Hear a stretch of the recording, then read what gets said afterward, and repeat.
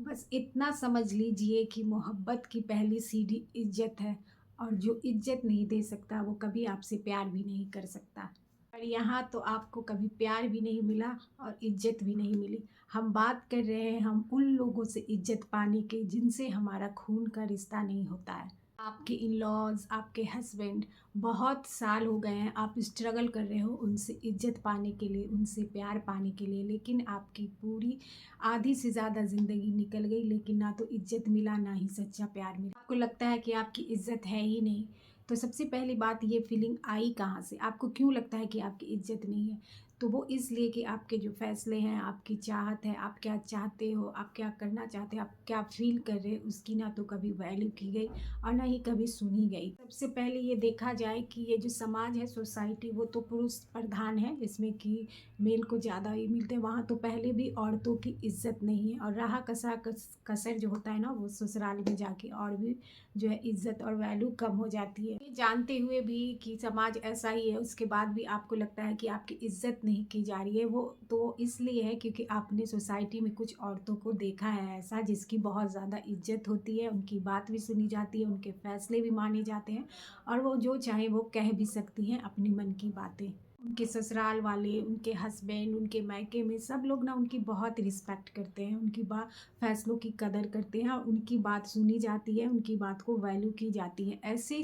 औरतें भी हैं सोसाइटी में लेकिन वो बहुत कम है। ये सवाल आपके मन में वहाँ से आया है कि वो भी औरतें मिल सकती है उन्हें इज्जत, तो मुझे क्यों नहीं? मैं भी पूरी काम करती हूँ, दिन भर सबकी रिस्पेक्ट करती हूँ, सबकी बातों को समझती हूँ, सबकी ज़रूरतों का ख्याल रखती हूँ। और जिनमें उनको औरतों को, कुछ औरतें तो ऐसी होती है जिनको बहुत रिस्पेक्ट मिलता है, वो तो इतना कुछ करती भी नहीं है, फिर उनको क्यों वो इज्जत मिलती है जो मुझे नहीं मिलती? इसको समझते हैं बहुत ही गहराई में जाके, तो इसमें बुरा लगने वाली कोई भी बात नहीं है।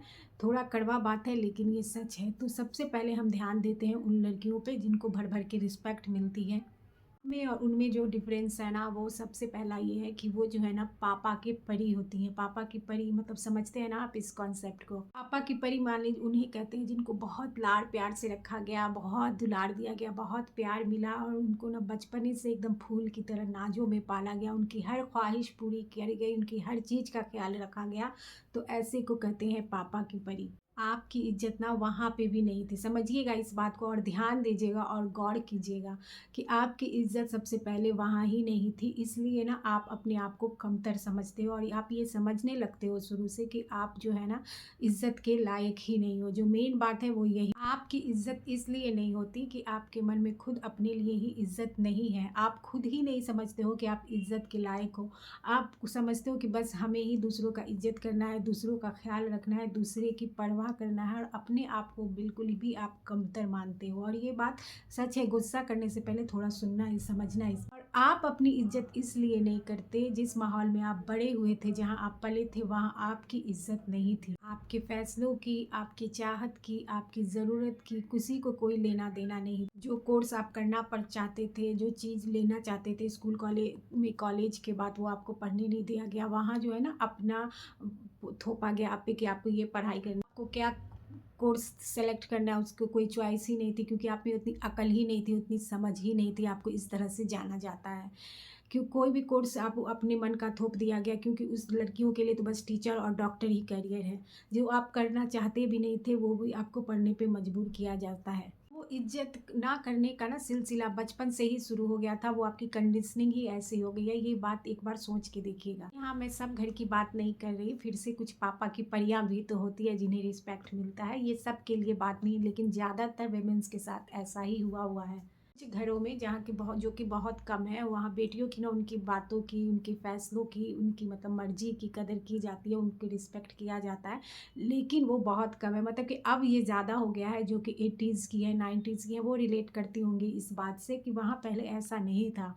ज़्यादातर घर में लड़कियां अभी भी स्ट्रगल करती हैं और ये सच है। उनके फैसले की, उनकी ख्वाहिश की कोई कदर नहीं है, कोई रिस्पेक्ट नहीं है, ना पढ़ाई को लेके, ना करियर को लेके। उसके बाद उसे शादी किसे करनी है उसकी भी मर्जी नहीं पूछी जाती। उसमें भी बहुत ज़्यादातर ऐसे फैमिली हैं अभी भी अपनी पसंद के लड़के से शादी नहीं कराई जाती, वहाँ भी वहाँ उनके पेरेंट्स ही फैसला करते हैं। शायद उस घर में एक भाई था, वो जो भी करना चाहता था उससे सपोर्ट मिला, वो जो नहीं करना चाहता था खुल के बोल दिया और उसे उससे इसकी रिस्पेक्ट की गई। लेकिन ऐसा जो है ना आपके साथ नहीं हुआ।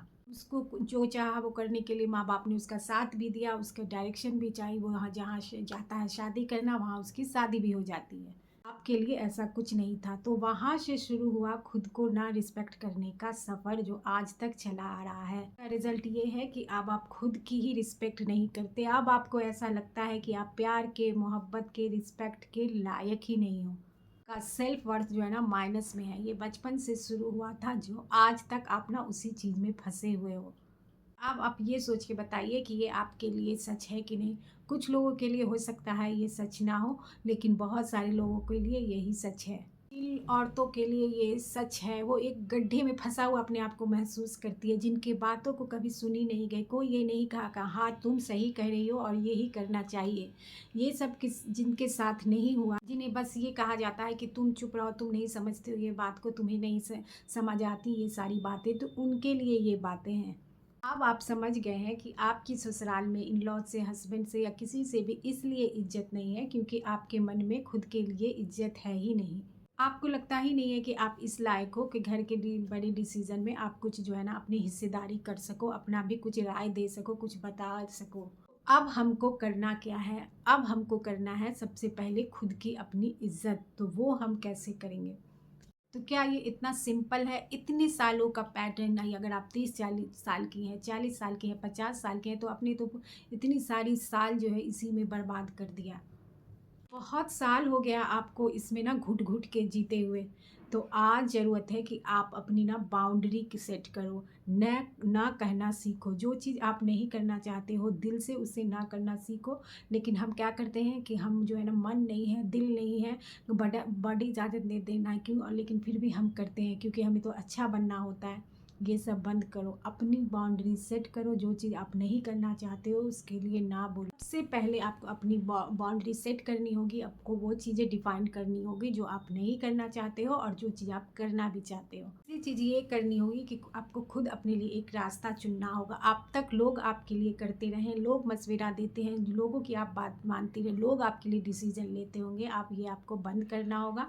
अपना रास्ता खुद बनाना होगा। जो आपको जिस चीज़ में भी आपका जो रास्ता लगे कि मैं ये करूँगी और मैं ये कर सकती हूँ, तो वो फैसला आपका होना चाहिए। आप दूसरे के फैसले पे नहीं चलेंगी। ऐसा लोग ही आपके लिए जो है ना बताते रहें कि आपको ये करना चाहिए, आपको ये शॉपिंग करनी चाहिए, ये खरीदना चाहिए, ये आपके लिए, और आपकी खुद की आवाज़ जो है ना बंद हो चुकी है, यानी कि वो ख़त्म हो चुकी है। तो आपको ना खुद के लिए अपनी आवाज़ जो है ना फिर से निकालना होगा और अपने लिए एक अलग सा रास्ता बनाना होगा। और आप बना सकते हो। आप सुनने में मुश्किल लग रहा है लेकिन आप कर सकती हो। तीसरी चीज़ जो है वो आप ये करेंगे, अपने आप को, अपनी सेहत को, अपने मेंटल हेल्थ को, अपनी फिजिकल हेल्थ को, सारी चीज़ों को आपको केयर करना है।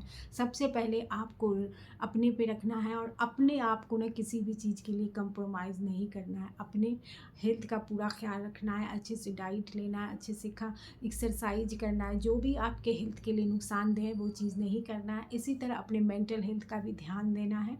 आपको जो बातें पसंद नहीं है वो नहीं करना है। कोई बुरा बोल रहा है तो उससे चुप कराना है और किसी के बारे में बुरा भी नहीं सोचना है। जो बातें आपको टेंशन देती है ना, स्ट्रेस, वो बातों की तरफ ध्यान भी नहीं देना है और पॉजिटिव सोच रखना है। आपको पहले रखना होगा आपकी खुशी सबसे पहले है। बचपन से लेके आज तक कभी पिता अपने फादर की खुशी, भाई की खुशी, ससुराल में ससुर की खुशी, हस्बैंड की मर्जी, यही सब करते आए हो। लेकिन आप जो है ना आपको अपने लिए जीना होगा, अपनी खुशी का ध्यान रखना होगा और अपनी खुशी पे पहले काम करना होगा। आपको इम्पोर्टेंस नहीं पकड़ाएगा, कुछ को आपकी खुशी के लिए नहीं करेगा। ये समाज ही ऐसी है, अपने लिए करना पड़ता है। हाँ ना, लड़ना पड़ता है अपने राइट्स के लिए और वो भी अपने ही घर में।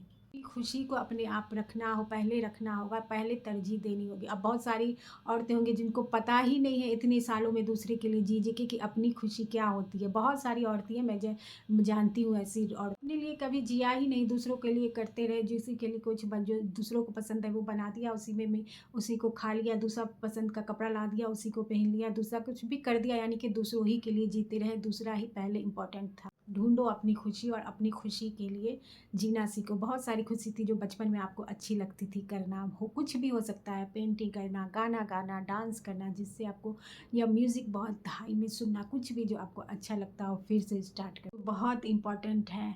औरतों के लिए, और मैं सबसे कहना चाहूँगी, अपनी मन की बात कहना सीखो। ये जो हस्बैंड है ना, वो ऐसी ही लड़की को पसंद करते हैं जो अपने मन की बात करते हैं, एक्सप्रेस करती है, मतलब खुली किताब है कि जो क्या अच्छा लग रहा है, क्या बुरा लग रहा है, वो सब पता होता है, वो सारी चीज़ों को अपना एक्सप्रेस करती है। उनके ऑफिस में ऐसी ही लड़कियां हैं, ऐसी ही औरतें हैं जो काम करती है, जिनकी वो तारीफ़ भी करते रहते हैं। तो मेनली कोड यही है कि अपने आप को एक्सप्रेस करो, जो भी मन में उससे बोलो, क्या अच्छा लगता है, क्या ना ही अच्छा लगता है, क्या पसंद है, कहाँ जाना चाहती हो, क्या करना चाहती हो, सारी चीज़ों को बोलना सीखो। बोलना वहाँ बस हम इसी इंतजार में कि दूसरे को बुरा ना लग जाए, और हम सोचते हैं कि कोई हमारा है ना, हमारे मन का बात जान दे। ऐसा नहीं होगा। जब तक आप बोलेंगे नहीं, आपके मन का बात कैसे कोई जान सकता है ना। आप अपनी मन की बोलते ही नहीं, मन की बात जो है बोलते ही नहीं। कोई बहुत बुरा लग गया, बहुत हर्ट हुई हो, लेकिन आपको बोलना ही नहीं, क्योंकि आपको बचपन से यही सिखा गया कि चुप रहना है, बर्दाश्त करना है, सब्र करना है। अपने मन की बात बोलना सीखो।